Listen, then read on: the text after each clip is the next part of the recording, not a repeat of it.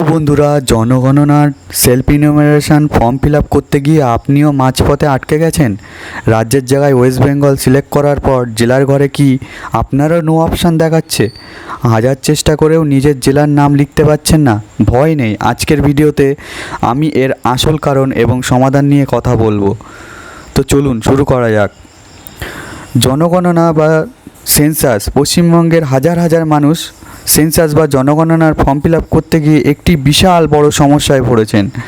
আপনারা স্ক্রিনে দেখতে পাচ্ছেন, আমরা যখন 1 নম্বর ধাপে রাজ্যের নাম সিলেক্ট করছি, তখন ডান দিকে জেলার বক্সে কোনো জেলার লিস্টেই আসছে না, কোনো জেলার নামের লিস্ট আসছে না। পিনকোড ঠিকঠাক দেওয়া যাচ্ছে, কিন্তু জেলার ঘরে ম্যানুয়ালি টাইপ করলেও কোনো কাজ হচ্ছে না। অনেকেই টেনশনে পড়ে গেছেন যে তাদের ফর্মটি বাতিল হয়ে গেল কি নাকি। প্রথমে আপনাদের একটি কথা ক্লিয়ার করে দিই, আপনারা মোবাইল, কম্পিউটার বা ইন্টারনেটের কোনো সমস্যা নেই।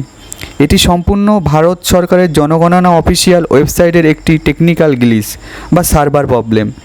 যেহেতু সারা রাজ্য থেকে একসাথে প্রচুর মানুষ পোর্টালে লগ ইন করে ফর্ম ফিল আপ চেষ্টা করছেন, তাই সার্ভার অনেকটা ডাউন হয়ে গেছে। ওয়েবসাইটের ব্যাক এন্ড থেকে জেলার ডেটাগুলি ঠিকমতো লোড হতে পারছে না বলেই এই এরর বা বাগটি দেখা যাচ্ছে।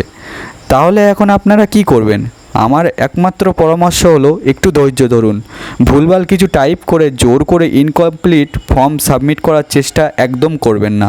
যেহেতু এটি সরকারি পোর্টাল সমস্যা, তাই আইটি টিম নিশ্চিত ইতিমধ্যে কাজ শুরু করে দিয়েছে।